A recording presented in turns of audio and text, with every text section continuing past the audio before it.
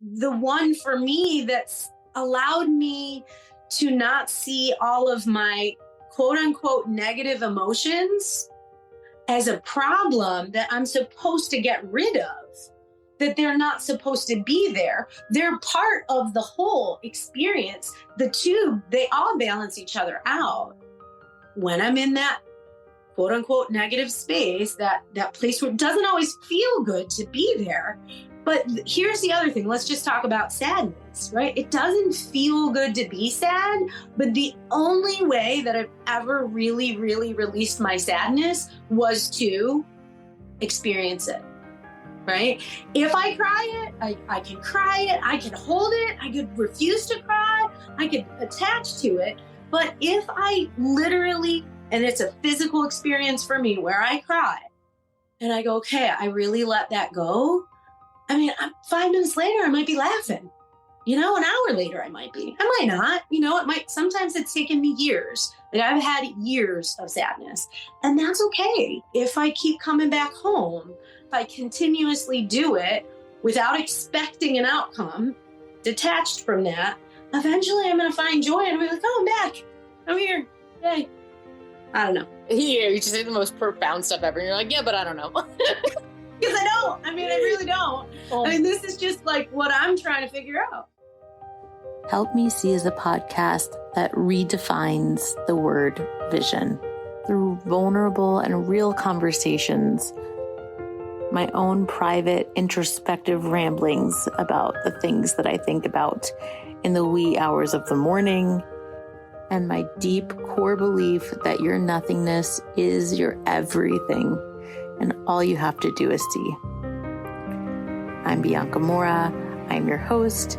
I am an educator, a photographic artist, and I believe that your daily photo habit can be the key to unlocking the ability to be more present in your everyday life and live deeper into your intention and purpose.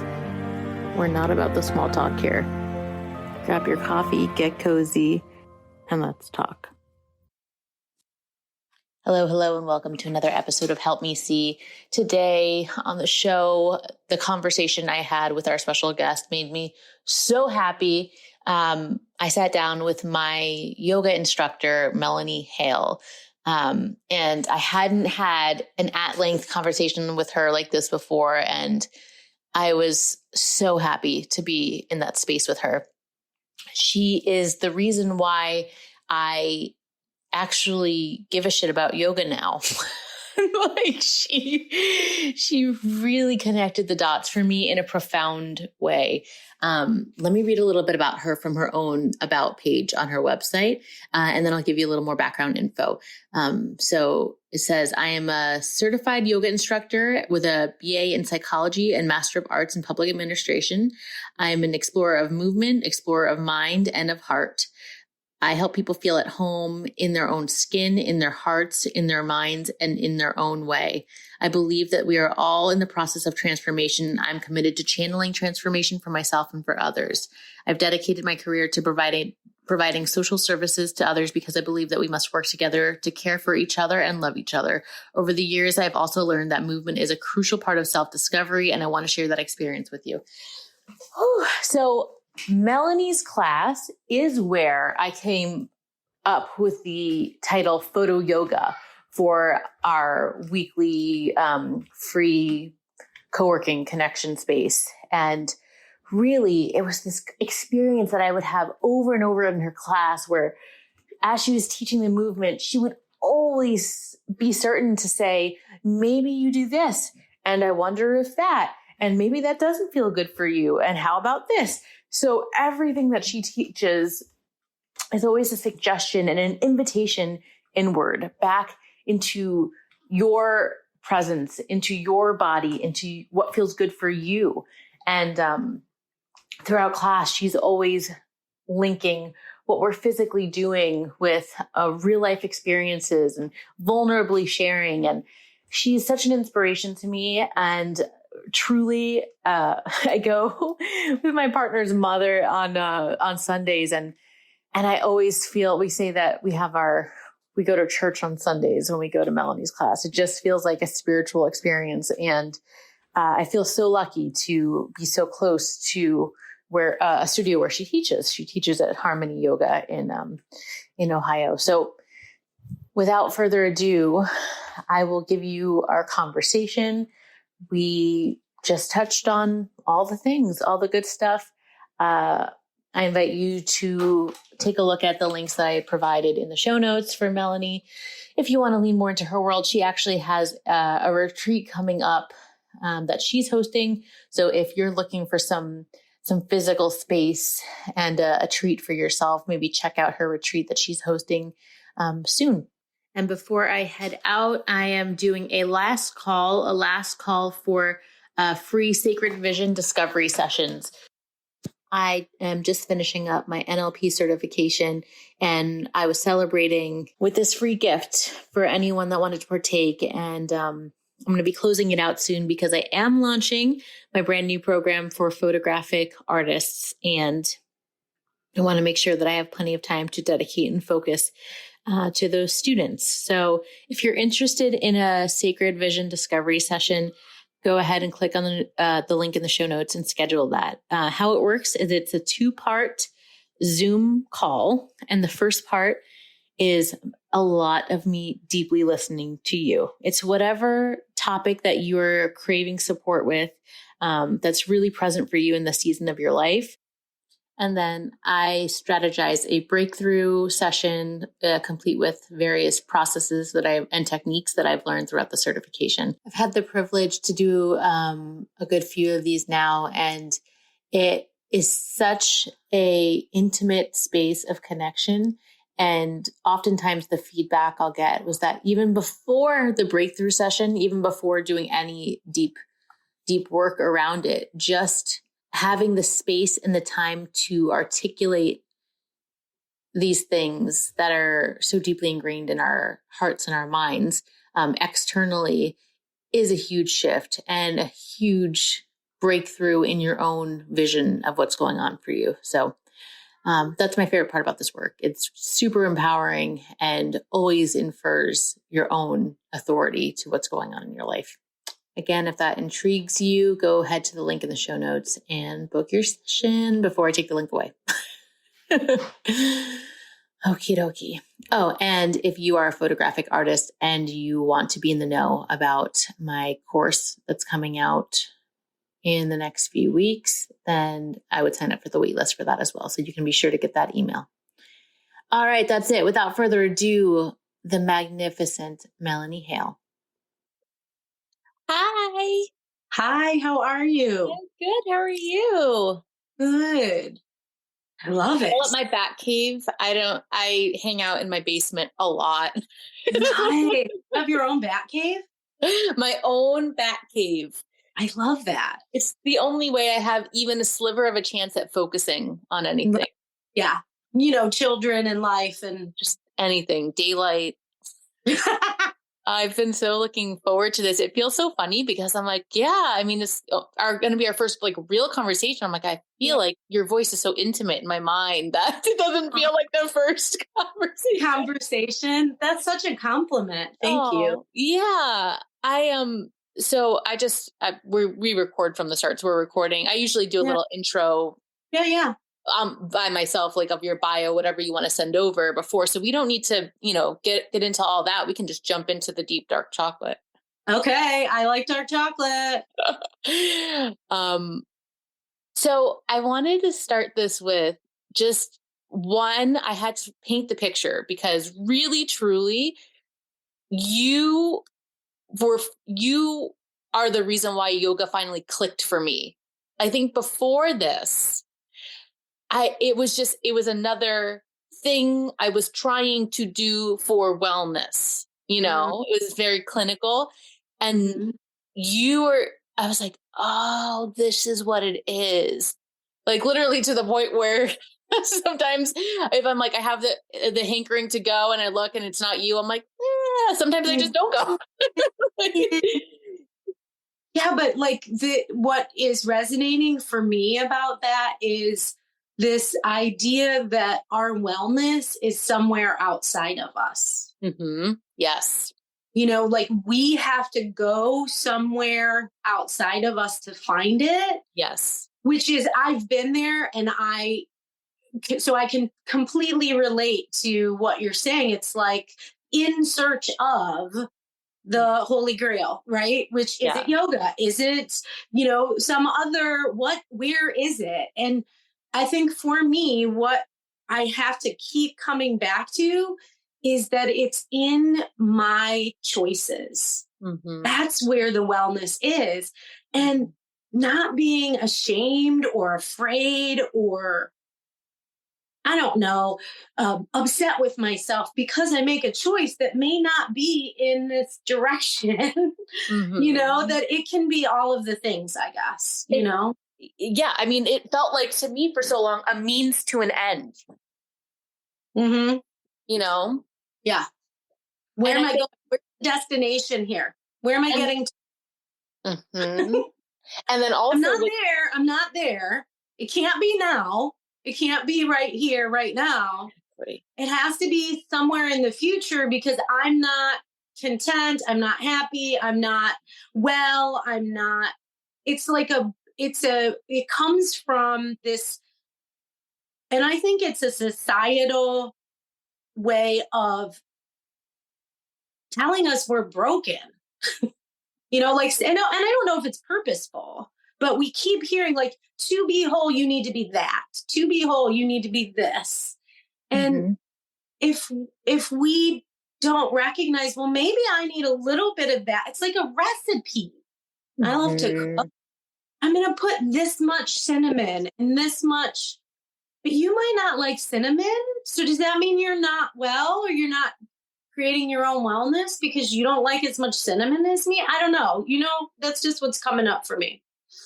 But I think that before it kind of clicked in this way, like after yoga, I feel like a lot of the time I was looking, like, as you were saying, like in search of the Holy Grail, like I was looking for the thing and guess it like, but the journey of finding the thing, it was like, oh, surely this is either, I'm either getting it right or wrong. It wasn't like, it was just like, oh, this is, yeah, like I was doing it wrong. Yeah. It felt like whatever I chose, I was either internally choosing right or wrong. Like, it wasn't like, it was weird. It wasn't like glorifying the medium or the whatever, but I was feeling like whatever I was trying, it was either the thing or it wasn't. Yeah. And it feels so good when it's the thing. Yeah. Yeah. If you find the thing. Yeah. But then you can never stay in that thing, right? That's reality. Reality is always changing. At least our reality is always changing. And so if I find the thing and I attach to that thing, but that thing's going to change because that's the nature of things. Now I'm attached to something that is not permanent.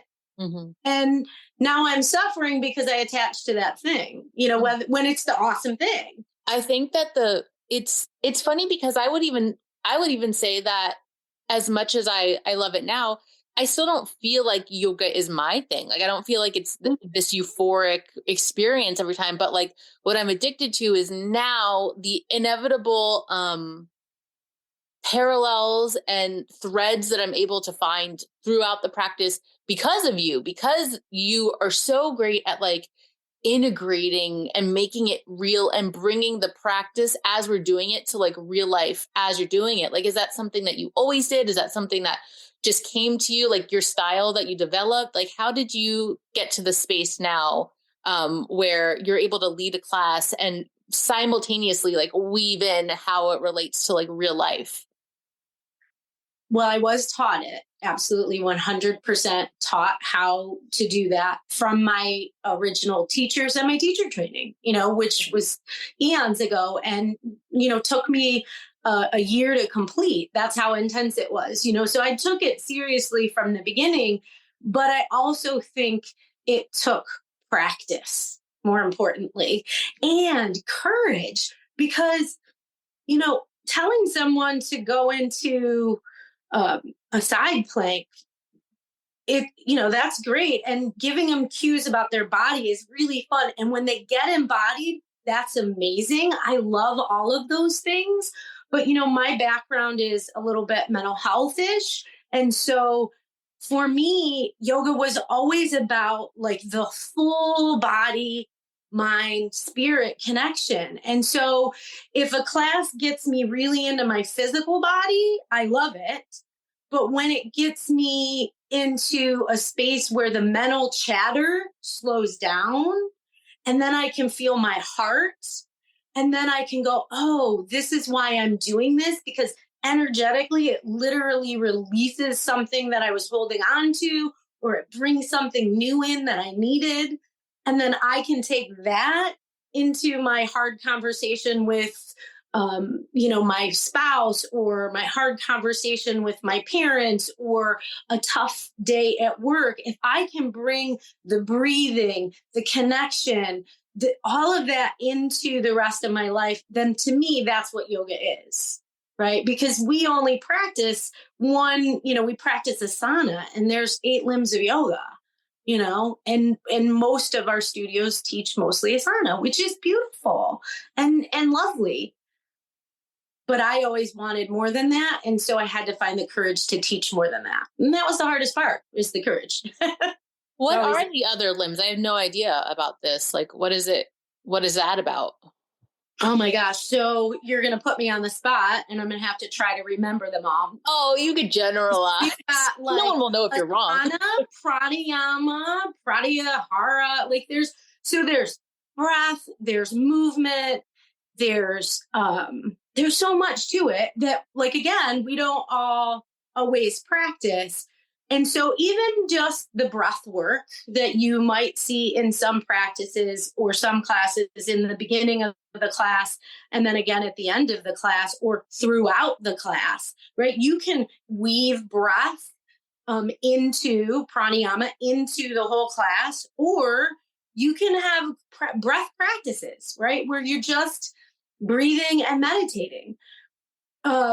So, you know, some classes are interweaving all of that, and some aren't. So the niyamas and niyamas are all of like these moral constructs that are about yoga. So you can take such a deep dive into it, and I don't even understand it all, right? It's like a constant learning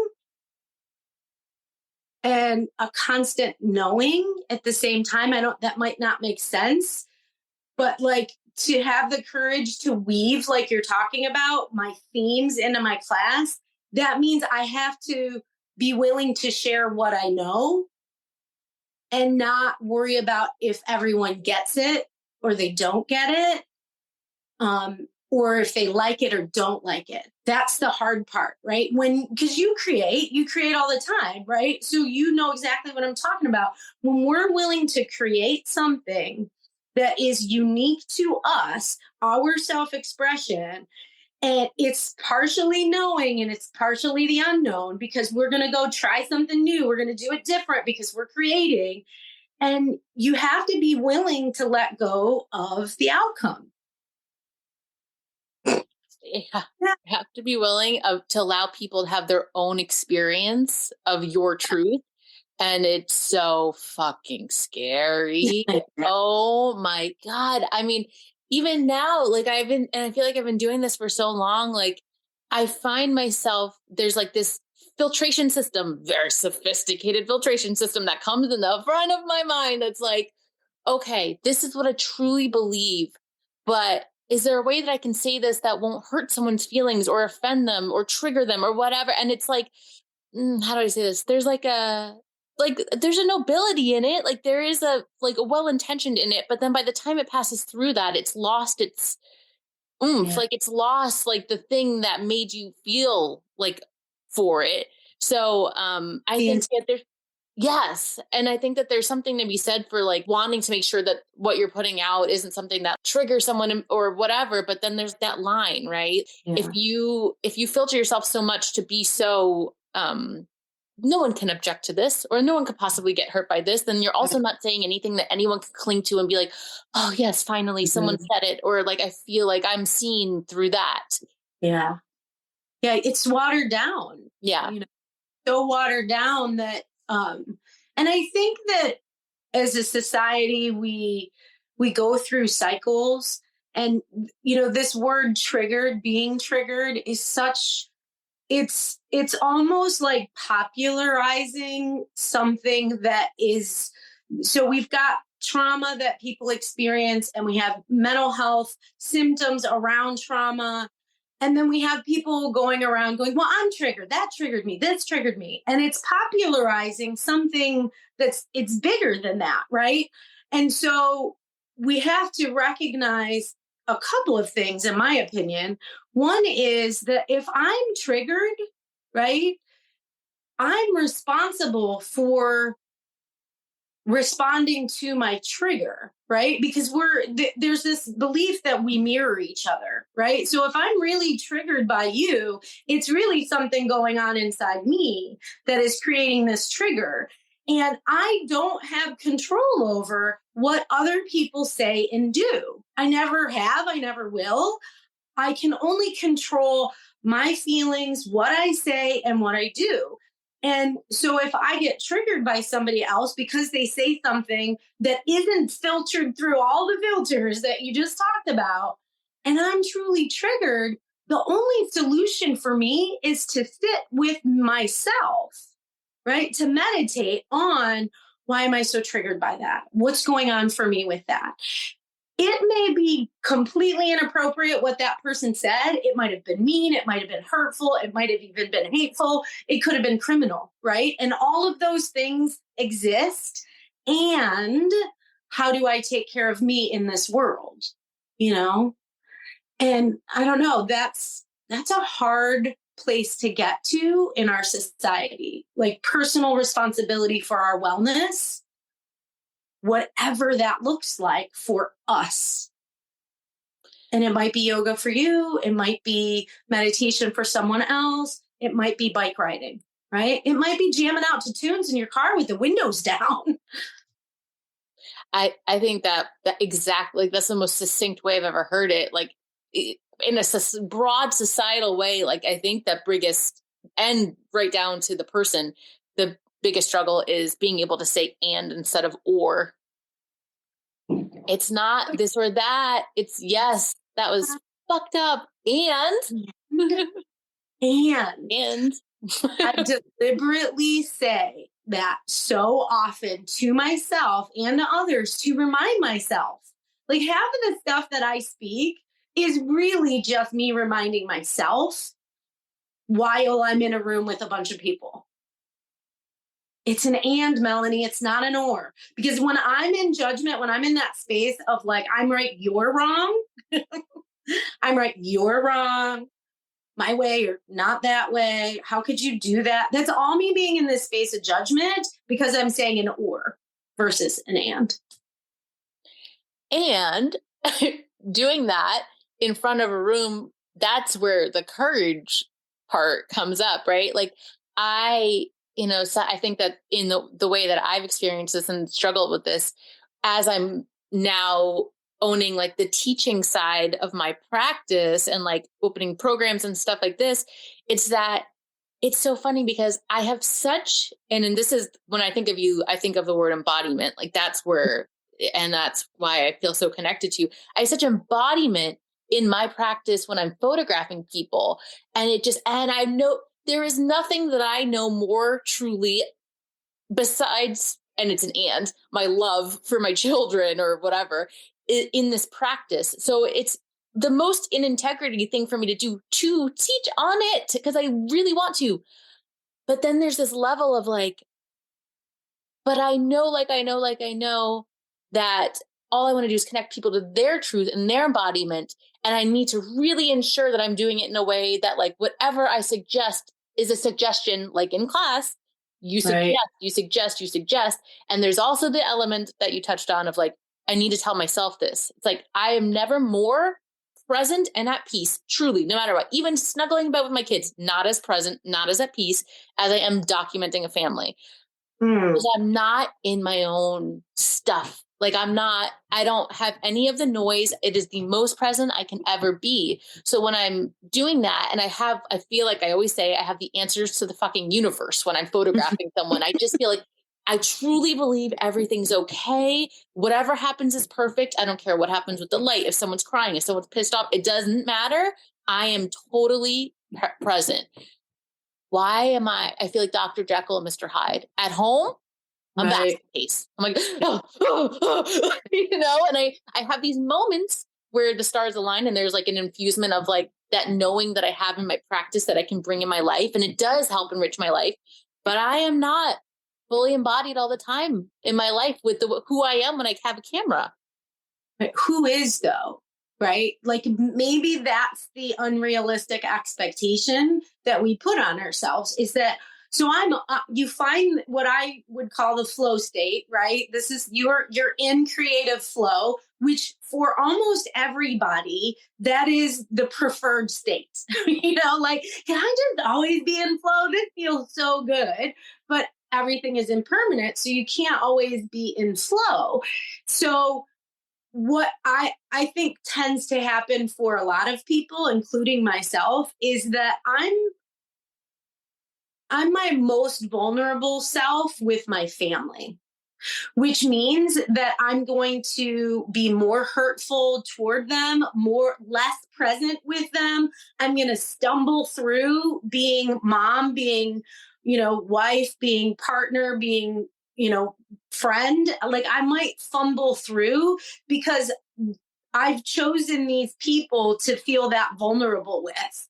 And so when it's time to let my guard down, when I'm my nervous system is on fire, overextended, they're the people that I feel safe with. And this isn't for everybody because not everybody feels safe with their family, but so I think part of it is that, what we project outside in the world or when we're in flow might sometimes look and feel different than it does when we're at home and we're being our most vulnerable, not always put together, not always in flow, not knowing what next self is. So I don't know. I think it's okay to be that way. Yeah, I think that that something that I have found to be true is that I like that you said the preferred state because I think it is my preferred version, but I really do believe that right now I think that presence is something that's a hot topic that's being like glorified, which of course, but also there are varied levels and different kinds of feeling of presence that I find. Like I think that especially I believe that you don't have to choose between being present or taking a photo. I think photography is an active form of meditation. And in fact, I think it's this like a wonderful, weird, easy way to get in touch with your subconscious and to be able to like witness what you witnessed and like sit in your seat of self. And I think that taking the picture is not the point. I don't think that there is, if you choose not to take a picture, I don't think that means that you're more present in that moment. I just think it's like your flavor. So I really appreciate that reminder of like, it may be your preference, but it doesn't mean that you aren't that. And I think that comes up a lot when I'm, embarking on this. It's just like, well, who am I to teach on this when it's something that I struggle with and it's such a forefront. I have not at all surpassed it, but I think that those are the best people to teach because they are so committed to like, no, like I'm committed to keeping this a conversation in the forefront of my mind. But sometimes it can really feel like an imposter syndrome situation where like, who am I to be teaching on this? Yeah. I feel I've been teaching yoga for a long time and I still feel imposter syndrome. I also I work in this realm of child welfare and I work with a lot of caseworkers and supervisors and I'm training them and I'm teaching them and I'm talking a lot. And even there, sometimes it's probably a wound that I have. It's a way that I learned to cope as a child for myself. So if I do this, they will love me. Right? If I'm like this, they will accept me. If I do things for them, they will enjoy my company or whatever. And part of growing up, we have to go through socialization. And so we're learning this. Relationships are everything, right? To me, relationship is what life is all about.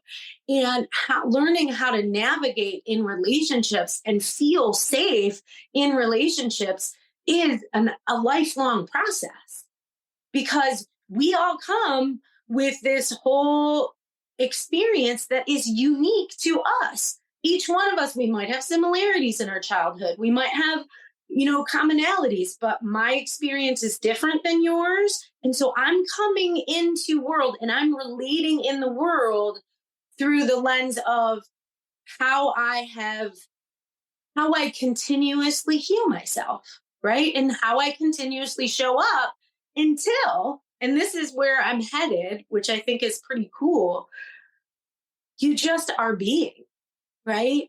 You're not doing the healing anymore. You're not searching outside of yourself. You're just going, well, how do I feel? I don't feel good right now. I don't feel safe right now. I need to rest. I need to sleep. I need to eat. Like you're responding to your sensations in a way that you're human being all the time, and you don't have to go outside and fix yourself because you allowed yourself to get pulled out in every direction. And now you're like, wait a minute, where am I? I'm so lost. And then you're like, I need to go to my yoga mat, which is good. I want you to go to your yoga mat or wherever. But like, what if we as a society can get to a place where we don't glamorize overachieving, and we allow people to choose less and more, going and not going, doing and not doing, so that we don't feel like we're being pulled apart, that we stay centered. Yeah, being able to witness ourselves like in a seat of neutrality and then act accordingly. It was making me think about, only in the last year and a half or so, 2 years, whatever it was. Have you heard of HSP? Mm-mm. It's like highly sensitive person. It's something. Yeah, I didn't understand what that was, and it was one of those moments where I like heard about it. I'm like, haha, totally probably me. I started reading the checklist, and I was like, dun dun dun. I'm like, oh no, this is way deeper than I realized. But like in that journey of like just coming to know myself more, and I read the book, The Highly Sensitive Person, and I was like, oh my God, like it's helped me even with like my panic attacks, because I used to, like, if I was in a restaurant, this is the example I use, like with my best friend, and it's yummy food, and all of a sudden I'm like, I feel uneasy. Why do I feel uneasy? I'm with the person I'm most comfortable with in the world. This food's delicious. It's pretty. What's wrong with me? I'm not breathing right. And then I would spiral. But now, because I know a little bit more, I just know more about my nervous system and what to expect from myself. I'm like, oh, the lights are fluorescent in here. It's a little loud. And even if I don't leave in that instant, like just knowing that, I know what resources I need to bring myself back to that home base feeling of feel okay. But like, it's not this emergency anymore, just because I've come to understand what are the things that are impacting me, and I can just decide whatever I want to do. Yeah. And how you're going to take care of yourself because you're highly sensitive. Mm-hmm. So it reminds me of that whole idea of like literally taking your shoes off and putting your feet on the ground. Like there's a reason why we are electromagnetic beings. If we are in front of computer screens, we're in front of TVs, we're driving in cars that have computers, our electrical system it's like overacting. Well, the biggest grounding thing that we have is planet Earth. And yet we hardly ever do that. Like literally just sit barefoot or put a blanket. Like I on a daily basis in the summer, not so much in the winter, but I'm going to put a blanket on or lay in the grass or sit in the grass, because what happens for me is that all of the anxiety, all of that, like, it's almost like, I don't know how to say it. It just feels like my whole body is doing this and I don't know why. And I really can't stop it.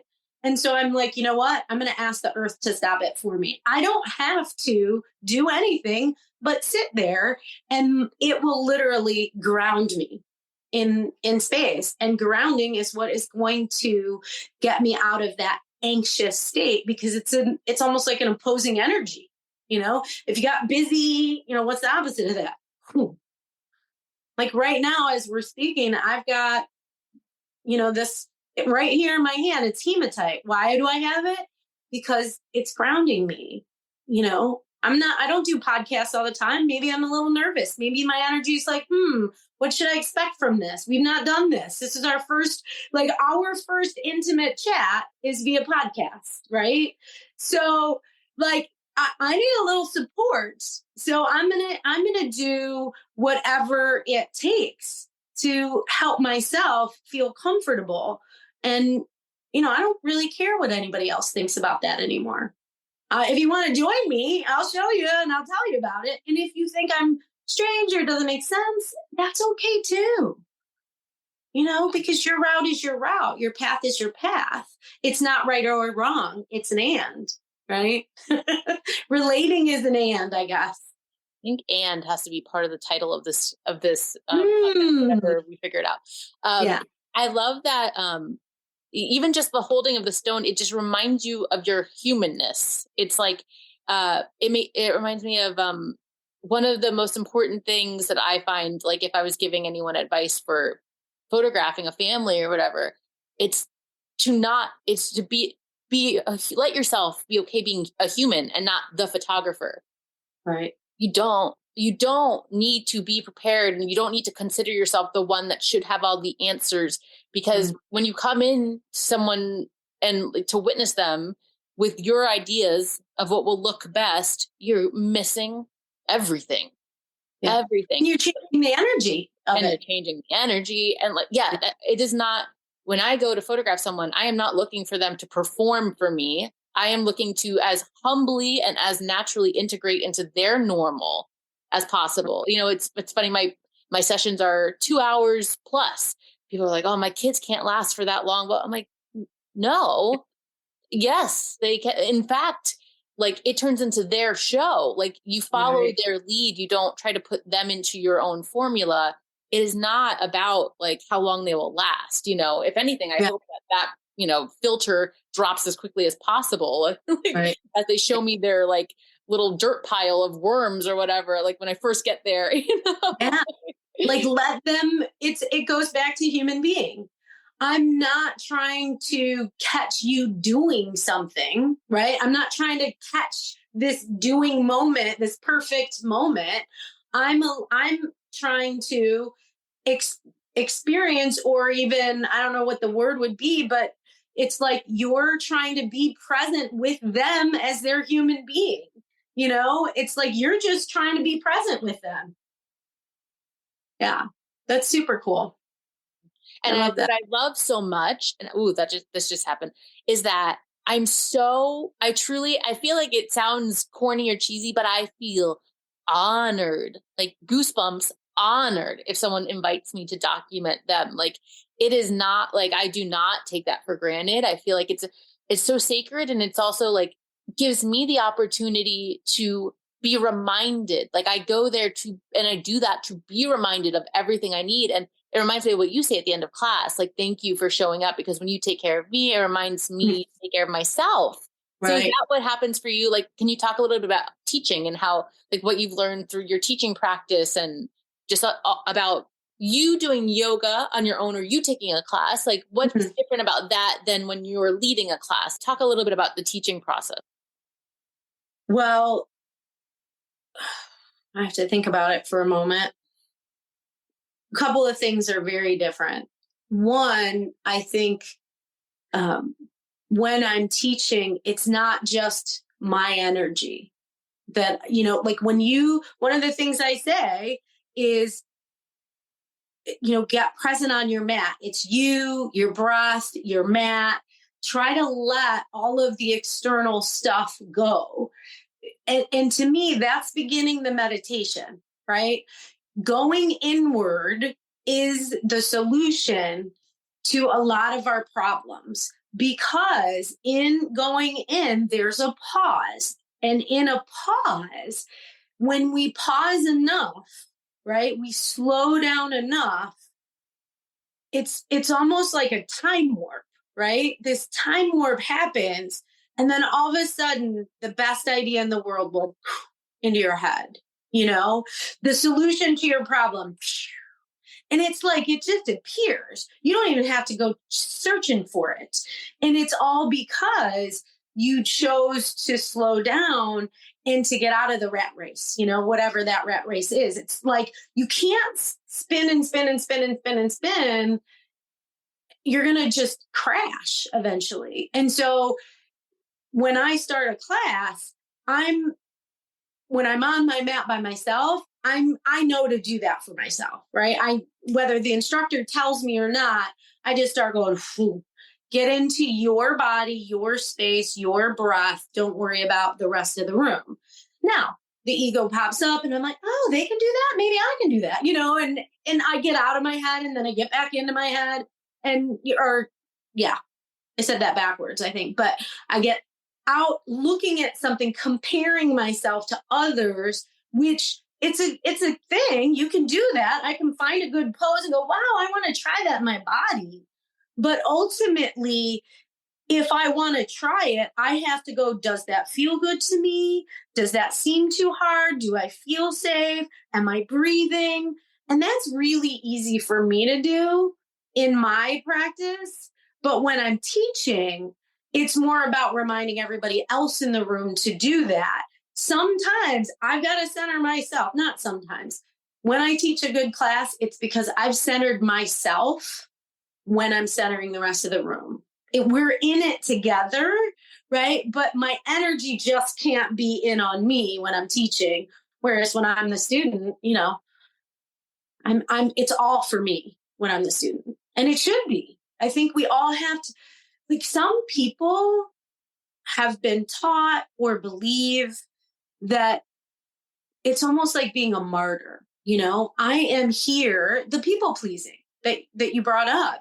It's like, I'm here to help everybody else. And then when they take care of themselves, it's almost like, well, I really don't have time to do this. I really shouldn't, I could be doing other things. It's like this guilt trip that we give ourselves, those of us who are people pleasers. I mean, the narcissists, they're going, they have to, it's like they have to lean over into, maybe I should do something for somebody else. But those people who are people pleasers have to, like, literally sit and choose themselves. And it takes a lot of work for them because it's not in their comfort zone. They feel better helping others. They've been taught that. They think that. They believe that. And sitting with yourself over time, you might begin to believe something different. Like, oh, this is better for me. And the icing on the cake is I'm going to be a better wife, a better partner, a better, photographer, whatever, because I choose me just as much as I choose, oh, my kids need this, my, parents need that, whatever. I think that I use that. I think any way you got to enter that journey. Sure. I think that I started this, like, my wellness journey, as a means to not repeat a cycle for my children. I don't want them to inherit this anxiety and this worry and this stress that I hold. But it started for them, but now it is not any, I mean, of course, that's what I want that for as well, but it is now for me, like, that is the brunt of it too. And, which I'm so grateful for. But what I find so fascinating as I'm in your class is that, like, how many times I need that reminder, like a little kid, like a puppy, like, or maybe this doesn't feel good to you. Like, I remember before that, I'd go to yoga class. I'm very, like, hyper flexible. Like, it feels like I don't have, I don't know. But there were times where I'd be in a pose and I'm like, in my mind, it was like, always go as deep as you can go. Even if I didn't feel it, I would just go as deep. And then sometimes I'd be in something so deep, it started tingling, going numb, because I don't, like, it's not, Like maybe it's not that I'm super athletic. It's just that that's just how I was built. I didn't work for that. Like, that's just how it is. And I'm like, wow, that doesn't feel good anymore. It feels like my leg's going to fall off. Like, so you're like, yeah, maybe the point is not to go as far as you can go and to feel like do anything. Maybe it's just finding that space wherever that is for you today. And I have to laugh at myself, like, because, you do it so many times and you think, well, I know better, but still you have to be reminded and reminded and reminded. And that's why we're all walking each other home, right? Is that if we are in space where there are other people who embrace all bodies, all experiences, and we talk in a way that says, hey, try this, maybe this or that, instead of you must do this, you have to. And sometimes they're not even saying it to me, it's just in my head. I've got to go all the way, and so I didn't used to teach that way, to be completely honest. When I first started, I don't know that I knew that, but I'm on the continuous learning journey that you and I have talked about. We love learning. So, and over the years, people kind of talked about, well, what about the hyper extenders and the very, very flexible people? And we're telling them to go into the deepest pose, and that may not be good for their bodies. But yet that was almost like the standard in yoga back in the day. And I think we've come a long way to realize that yoga doesn't have to be, it's not just flexibility. It never has been, but we popularize that as, oh, you want flexibility? Go to yoga. Well, not everybody needs more flexibility in certain parts of their bodies. They actually need more strength there. They need to do less. There are people that are coming to yoga and I'm like, you might benefit from some strength training, because they're on this, a spectrum. If you've got your most flexible over here and you've got your most bound up, on the other end. And it's even more complicated than that, if you ask me, because I can hyperflex in my knees, like I have hyperflexion there, or hyperextension. Sorry. I can hyperextend in my legs, but yet there are other parts of my body that are really, really contracted. So I'm loosey goosey in one spot and, hyper contracted in another. Like I get tensed up, my shoulders go whoop. I got like this constantly working with tension in the shoulders, trying to soften, trying to open my heart. But yet I have super flexible hamstrings. Well, my hamstrings are kind of weak, really. So if it's wholeness that we're looking for, right? Where am I and where do I find balance in my body, in my mind, in my work, in my life? Well, I got to find out where I'm out of balance. And it trips me is that I'm like, oh, and I like, is there like that correlation between those physical symptoms and what you carry? Like, how often do you find that? Because for me, I'm like, yeah, I'm loosey goosey everywhere, but like, I feel the same about my shoulders. I'm always like this, like I don't even realize I'm doing it. It's like, take your shoulders away from your ears. And I'm so tense. I'm like, of course, because I'm carrying the weight of the world, because of course it's on my back. That's where it is. Right. Right. It is. Like where, I think that's what I find all these discoveries in your classes. Like when you mention stuff, I'm like, oh, I'm like noticing that connection between what's going on in my mental world and my physical body, and like where to draw those parallels and find those stories. Like, what do you feel to be the connection between the physical self and the, mental? For me, one of the biggest help was learning about my chakras, right? Our energy centers, which I love that they coincide. It's this very spiritual practice of finding your energy centers, keeping them open. So like, let's just say we start with the root chakra, right? This is your safety place. So do I feel safe in my home? Do I have enough to eat? Do I feel safe in my community? Energetically, that it's at the base of the spine, right? So there's literally a bunch of nerve ganglia right there, that scientifically coincides with what we call the root chakra in yoga, right? So we've got this, it's such a beautiful time to be alive because, talk about the chakras has been going on for thousands and thousands of years.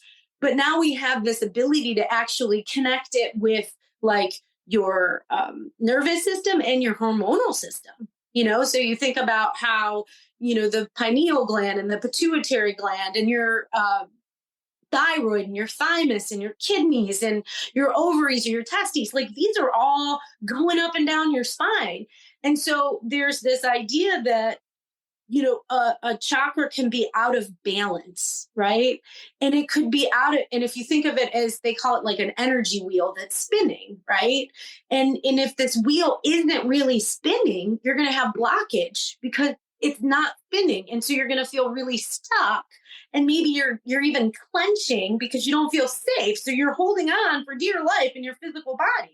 Meanwhile, your mental state is saying, I'm not safe. I don't feel safe. Oh, no, I don't feel safe. And so you feel this, it moves all the way up your spine potentially, right? So then part of the yoga practice is, okay, I'm holding on so tightly that this energetic wheel, if you will, isn't moving. It's not even, there's no energy flow. It's like if you had a dam built, and the water can't go through down the river to the lake. It's just, there's a dam there, it's not going. Well, if my energy is blocked here, it's going to impact everything else up my entire spine, right? So on one end, we have people that have blockages. And then on the other hand, we've got some people who it's like this chakra is so open, right? It's almost excessively open. And, it could be that they also don't feel safe.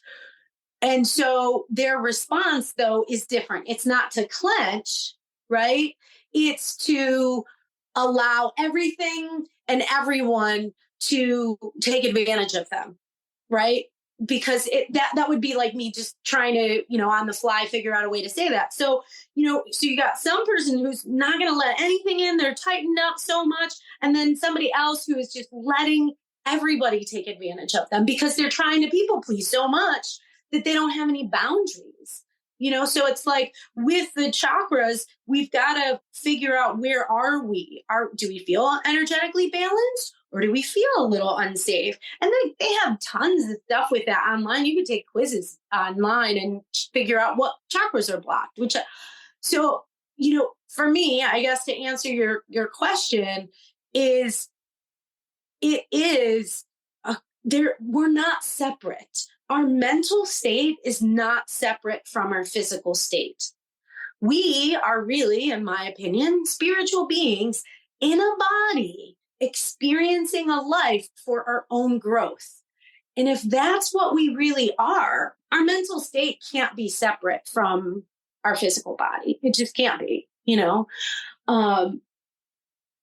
and so I've actually had some more profound healing from doing physical work rather than doing processing it mentally, if you will.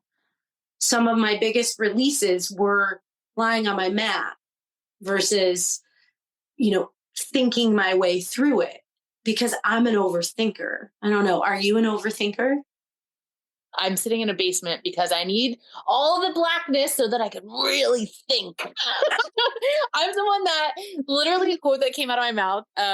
One time, the only time in my life, I've been with my partner for a long time, and we broke up for a period of time.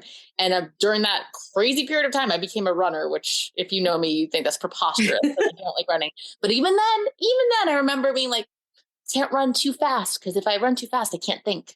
And I need to be thinking while I'm running. I need to think while I'm running. So it's more productive, So yes, I 1000% feel that. But what I think is, even when you said, like, something that came to me when you were like, well, do I feel energetically balanced? The vast majority of people don't ask themselves that question. I don't feel. Right. When I went to Sedona, I did this couple-hour retreat with this amazing woman. And I just couldn't believe as we were laying there and she was talking us through like this meditation and visualization thing, I'm like, did I have to come this many hours away, drive in the car from the airport, and to lay here on the floor to have this thought to myself? I think it's insane. I was like, I've gone this many years of my life, and all I had to do was like give myself a fucking minute to like think of a very simple, like not to make it, and I mean, she's so wise, but like it's so simple and it's so profound. And I feel like something that I have come to appreciate more than ever is and how vital it is a space. And I think that's what these containers are, like a yoga class, a photo session. One time someone told me that I give permission for others to be present. And at first I rejected it. I was like, oh, I can't give permission to anyone. Who am I? Like I was totally thinking about like rejecting the authority of that. But I'm like, no, creating a space for anyone to recenter themselves and shut out the noise of everything else that is creating permission and empowerment. Like when I photographed a retreat a couple weekends ago in Maryland, and I went there and I gave a talk and whatever about, because I was photographing them. So I wanted to really orient them in what I was there to do so that, you know, I could make myself clear and my intentions and blah, blah, blah, blah, blah. But what was one of the themes of the retreat was surrender. And what came up for me is this idea that I think a lot of times people, you know, will go to yoga class or go to retreat and be like, yeah, I felt like this there, but that's not real life. That's not real life. And I think maybe that is the point. Like, I think that is real life. Like that is like your container where you're actually able to hear yourself. And then you go back home and be like, well, that was that. And this is that. Like, I think that bridging that gap of integration, I mean, like, well, if you could take this inner sanctuary that you tapped into in this space, like that is real life though, isn't it? You know, you're just able to hear yourself. Like, what if we could take what happens to us in the yoga mat and then go back to life and be able to like feel a little bit more resourced to, you know, use that in our life rather than be like, well, I can only feel peace there. And then now I'm home. And that's going to take us straight back to the beginning of our conversation where it's outside of ourselves, right? It's outside of ourselves. That's part of the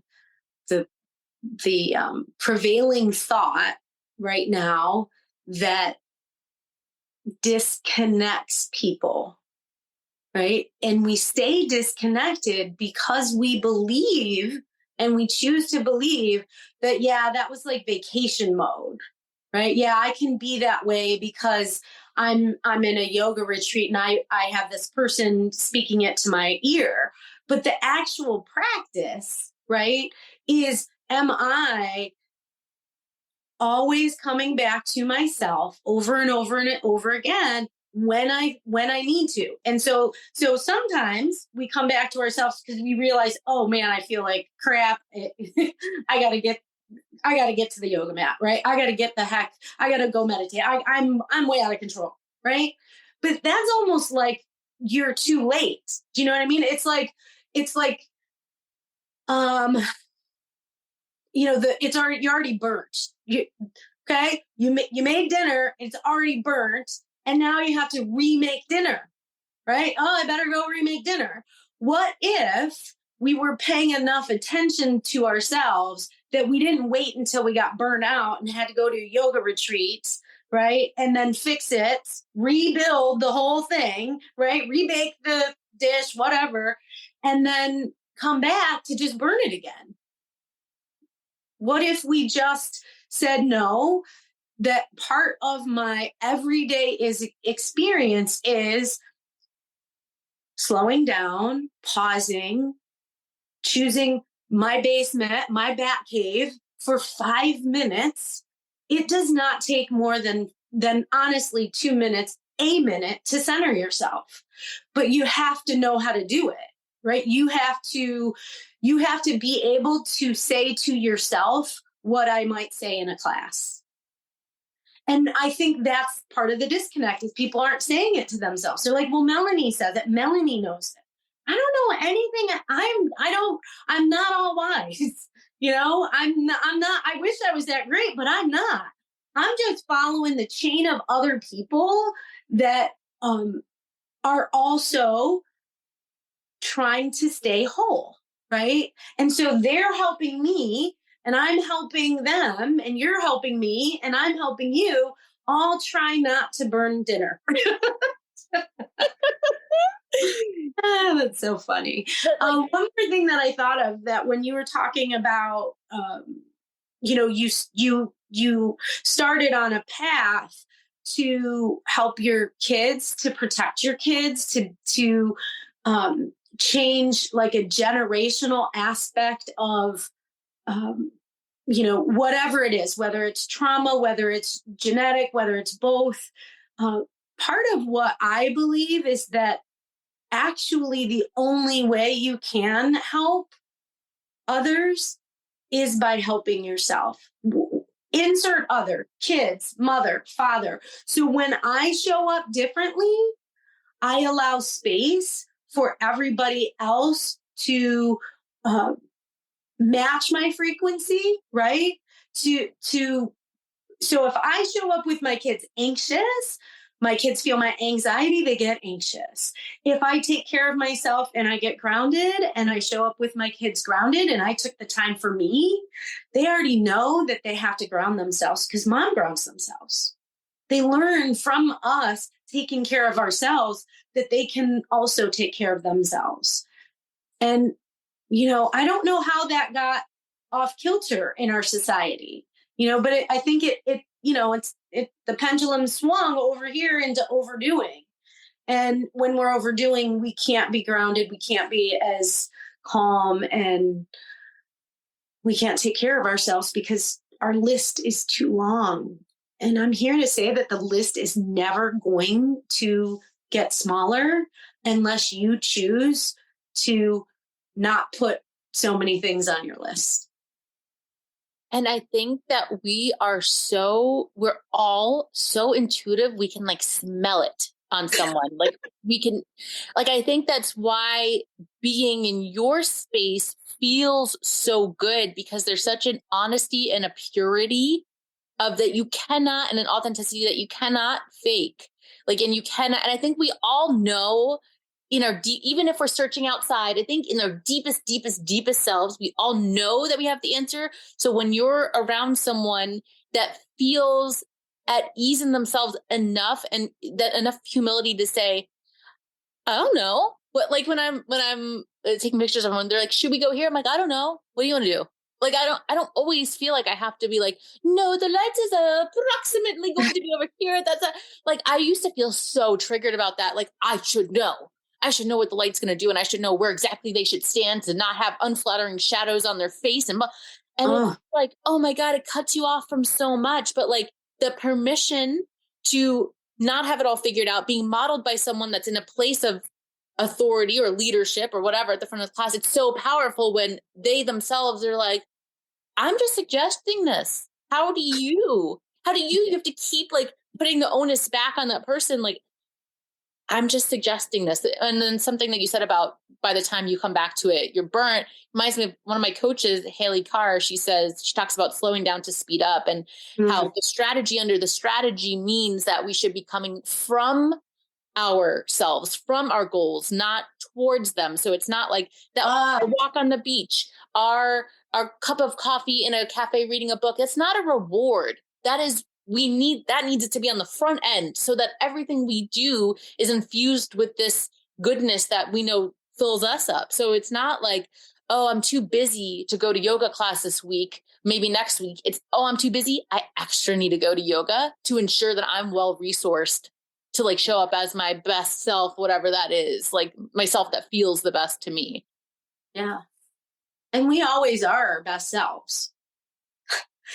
Think about it. When I'm the most imperfect, judgmental, you should do this, and why aren't they doing that? And don't they know better than this? That's my best self at that moment. That is honestly the best I can be. And what's nice about yoga is yoga kind of talks about your ego self and your higher self. When you get to a point where you can see your ego responding in judgment of other people. When you can witness, right? We always talk about be the witness, be the witness. When you can witness yourself and you go, oh, wow, that was really judgmental. Like in my head, I'm saying this, oh, Melanie, like, who do you think you are? Back off a little. That's not a very nice thought. And I say to myself, oh, that's just my ego, trying to protect me, trying to keep me safe, because judgment is really this tool that we are using to try to save us somehow from being hurt in some way by some person or something or situation. And so I can say to my ego, oh, you know what? I don't need protected right now. I'm okay. I got this. I'm fine. I don't need to be that judgmental about it. And then that's when my shoulders soften, right? So going back to, is it, it's not one or the other. It's it's like my whole being is choosing to soften into life instead of bulldozing into it. And that's why the pause is so important, because I can't soften. I can't hear the voice of my higher self saying to me, that's kind of judgmental, if I don't pause, because the ego is leading the show the whole time. And so then there's just, well, that's wrong, and this is wrong, and don't do that, and why not do this, and I got to do more of this, and here's my list, and why not, why isn't it done? And that's no fun. Doesn't even feel good. So wouldn't it just be so much better to slow down, to speed up, right? And it's the truth, because I'm going to make a better choice if I sit with it. I'm going to feel better about my choice if I sat with it. I might even love my choice because I sat with it. Mm-hmm. Oh my gosh. Human beings, aren't we funny little creatures? We are. We are so odd. Like, out of all of the other creatures on this planet, like, we're the only ones that don't seem to get that we're part of it all. Oh my God. Yeah. I don't think that the birds are going, well, is my ego in check? They're just enjoying flying, finding food where they find it, going doing their thing. Oh no, we gotta think it through. I will sit here until I have it figured out. There was actually a quote. Let me see if I can find it really fast. It gave me such relief. And of course, yesterday, and then of course today, I'm back on my shit. I'm like, oh no. But I was so zen yesterday about it. It was this like idea of like needing to figure out, needing to categorize ourselves, needing to whatever it is.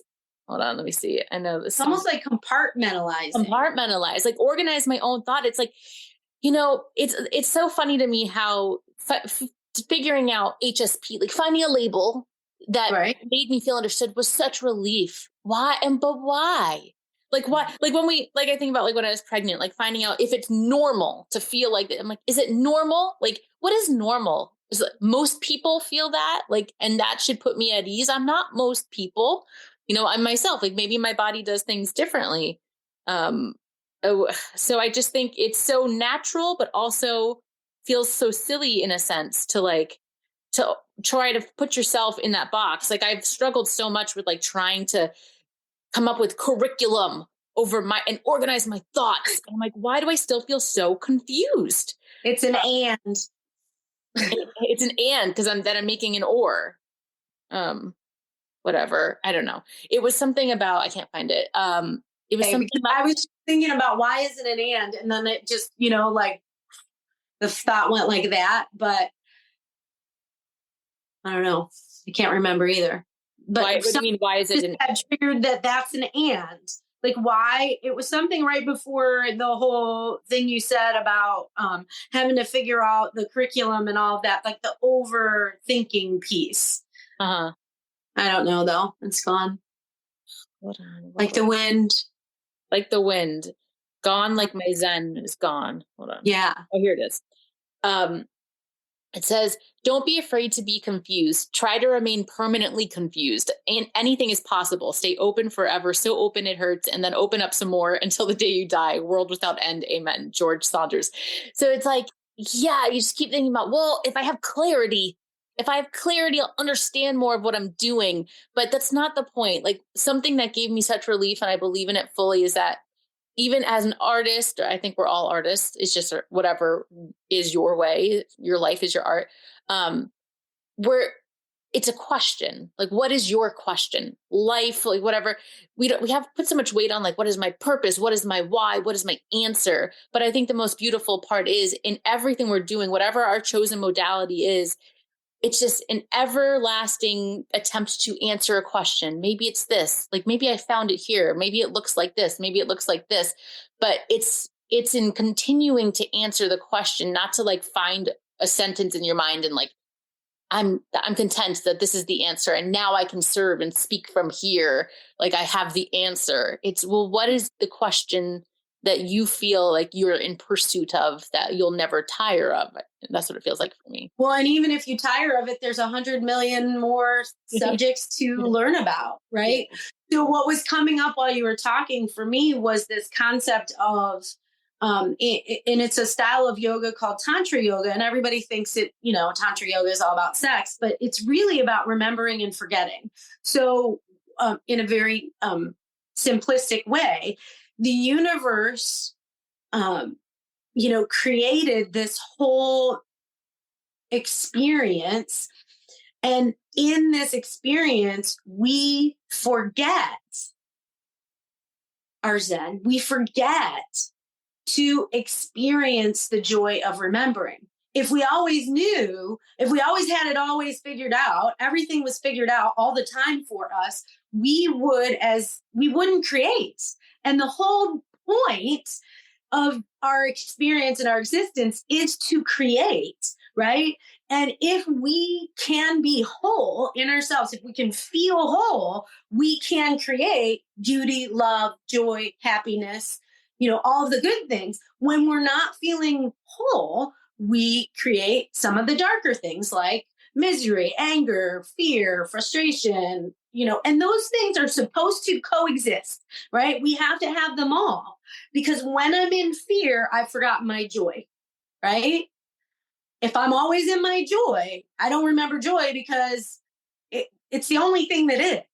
Right? It doesn't even feel good because it's just all that it is. So I bounce back over into fear. I forgot, right? Forgot joy. I'm in fear. I'm afraid of everything. I got it all figured out.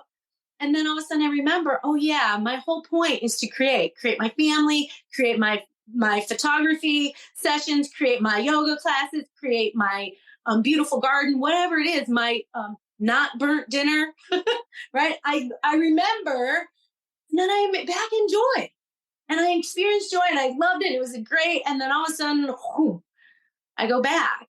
And so that philosophy of yoga is the one for me that allowed me to not see all of my quote unquote negative emotions as a problem that I'm supposed to get rid of, that they're not supposed to be there. They're part of the whole experience. The two, they all balance each other out. And I just loved that about that practice, because then if I'm lucky, when I'm in that quote unquote negative space, that place where it doesn't always feel good to be there. But here's the other thing. Let's just talk about sadness, right? It doesn't feel good to be sad, but the only way that I've ever really, really released my sadness was to experience it, right? If I cry it, I can cry it, I can hold it, I could refuse to cry, I could attach to it. But if I literally, and it's a physical experience for me where I cry and I go, okay, I really let that go. I mean, 5 minutes later, I might be laughing, an hour later, I might be, I might not, it might, sometimes it's taken me years. Like, I've had years of sadness, and that's okay. But again, if I keep coming back home, eventually, and there's work to it, I'm not saying there's not work to do on yourself. But if I continuously do it without expecting an outcome, detached from that, eventually I'm going to find joy and I'm going to be like, oh, I'm back. I'm here. Yay. I don't know. Oh my God. Yeah, you just say the most profound stuff ever. And you're like, yeah, but I don't know. Because I don't. I mean, I really don't. Oh. I mean, this is just like what I'm trying to figure out. Yeah. Oh my God. It's so beautiful. And it's like, can't go over it, can't go under it, gotta go through it. But yeah, that is so true. Like that moment of like that aha moment of when you go from like the dark to the, oh yeah, I remember. That feeling is just part of it. It makes so much sense. And I think about how much there is to learn from the dark and how you couldn't see light if we didn't have dark. You couldn't see it, of course. And that's why I think one of my main practices when I'm photographing is that like to thrive in constraint, whatever you go to, when you go to a session, like the things that you were traditionally taught about the way of photographs and like how people look best and whatever, there are some scenarios you could walk in and you want to poop your pants because you're like, oh no, how am I going to make a beautiful picture? But like, if you can look at that, the constraint, and say, what is that giving me? You discover, you're open to seeing something even more special and better than if you were given all of the light and all of the most ideal circumstances. Like one of my favorite photos I've ever taken were the ones where I'm like, I don't know if this is going to work. Like it's so dark. My camera's freaking out. It can't quite focus and it loses focus and it goes blurry. But for some reason, the blurry picture is the most beautiful thing I ever saw. It's just this constant allowance. And oh my gosh, that feels like a really good place to wrap this. Like allowing. And what else? There was one more thing that kept coming up. We're allowing and not like having the means to an end. Like it's not about outside of you. Yeah, it's inside. Yeah. So and inside and allowing and inside and allowing. Or allowing it to be inside, allowing your inside, sitting with your inside, all of it. Yeah. Oh my God, Melanie, I am so grateful for this conversation. I can't even tell you. Can you please share anything about yourself? I know you have some stuff going on your website. I know you have a retreat coming up. Like, is there anything that you want to share? This will probably be posted on Wednesday, so it's going to be current. Sure. Currently, what I have going on is there is the Art of Awakening retreat that my friend Jen and I are doing at Finley Lake in New York. It's just a couple-hour drive from Cleveland.